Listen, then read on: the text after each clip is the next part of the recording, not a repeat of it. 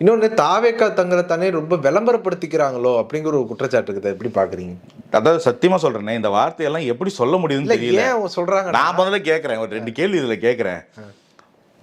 ஒரு மன்னராட்சி மாதிரி ஒரு சீனை கிரியேட் பண்ணி வெள்ளி சேரை போட்டு உட்கார்றது, தெருக்கு தெரு வந்து அரசாங்க வரி பணத்துல வந்து விளம்பரம் பண்றது, அது தமிழக திராவிட மாடல் அரசாங்கம் இருந்தாலும் சரி, மத்தியில் இருக்கக்கூடிய பாஜக அரசாங்கம் இருந்தாலும் சரி, அரசாங்க வரி பணத்துல விளம்பரம் நடக்குதா இல்லையா? நீங்க சொல்லுங்க.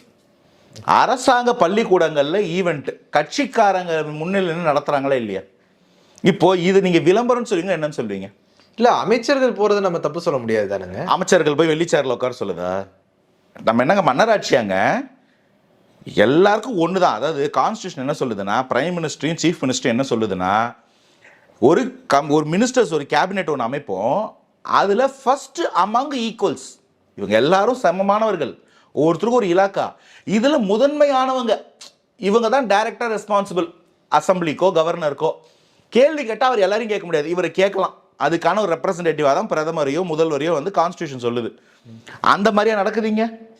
இந்த வெள்ளி சேரை நீங்க எப்படி யோசிக்கிறீங்க? ஒரு சத்து நூல சாம்பார் போடுறீங்க, மேடையில் அந்த சாம்பாரை விளம்பரப்படுது. சாம்பார் எப்பங்க கண்டுபிடிச்சிங்க?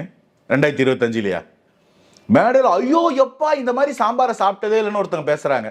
இது விளம்பரமா தெரியலையா? இந்த மாதிரி சாம்பாரை நாங்கள் எப்படி சாப்பிட்றது? கலெக்டர் வந்து இன்னும் செக் பண்ற அன்னைக்கு மட்டும் நல்லா இருக்கு சாப்பாடு, மற்ற நாள்ல வாயில வைக்க முடியல, இவங்க டெய்லி வந்தா எனக்கு நல்ல சாப்பாடு கிடைக்குன்னு ஒரு குழந்தை அங்கே பேசுறான். அந்த வீடியோ என்கிட்ட இருக்கு. இப்போ இதில் எதை நீங்க விளம்பரம்ன்றீங்க? அரசாங்க பணத்தில் அரசாங்க ரிசோர்ஸஸை யூஸ் பண்ணி ப்ரமோட் பண்ணிக்கிறதுக்கு பேர் தான் விளம்பரம். தாவேக்கா ஒரு கட்சியா மக்கள் சந்திப்பை நடத்த நினைக்கிறாங்க. ஒரு புதிய ஜனநாயக சக்தி, மக்களால் ஏகோபித்த வரவேற்பு இருக்கிற சக்தி. அவங்க மக்களை சந்திக்கணும்னாலே வழிவிட மாட்டீங்க.